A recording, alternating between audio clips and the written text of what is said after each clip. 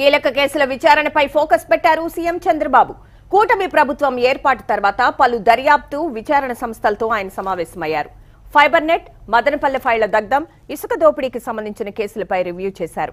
Madanapalle sub కలెక్టరేట్లో ఫైళ్ల దగ్ధం కేసును సిఐడి విచారణ జరుపుతోంది. దీంతో ఆ కేసు పురోగతిపై అడిగి తెలుసుకున్నారు బాబు. దర్యాప్తు ఎంతవరకు వచ్చిందో తెలుసుకున్నారు. దర్యాప్తు వేగవంతం చేయాలని అధికారులను ఆదేశించారు. ఇక గత వైసీపీ హయాంలో జరిగిన ఇసుక దోపిడీపై కూడా ఆరా తీశారు సీఎం. విచారణ వివరాలు తెలుసుకున్నారు. అయితే ఇప్పటికే ఏపీ ఎండీసీ మాజీ ఎండీ వెంకట్రామరెడ్డిని అరెస్ట్ చేశామని చంద్రబాబుకు వివరించారు సిఐడి అధికారులు. ఏపీ బెవరేజెస్ మాజీ ఎండీ వాసుదేవరెడ్డి అవినీతి వ్యవహారాన్ని ప్రస్తావించారు సీఎం. మద్యం కుంభకోణంలో నిజానిజాలు బయటకు రావాల్సిన అవసరం ఉందని అభిప్రాయపడ్డారు. ప్రభుత్వ ఖజానాకు నష్టం కలిగించిన వారిని వదిలిపెట్టొద్దని సూచించారు. ఈ సమీక్షలో వైసీపీ నేతల భూ కబ్జాల కేసుల వివరాలను అడిగి తెలుసుకున్నారు.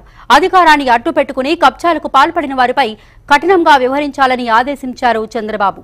కూటమి ప్రభుత్వం ఏర్పడిన తర్వాత కొన్ని కీలక కేసులపై దర్యాప్తు చేపట్టింది. మదనపల్లి ఫైల్స్ దగ్ధం, మద్యం కుంభకోణం, ఇసుక మాఫియాపై సీరియస్ గా తీసుకుంది. దీనిపై ఆయా సంస్థలకు విచారణ బాధ్యతలను అప్పగించింది.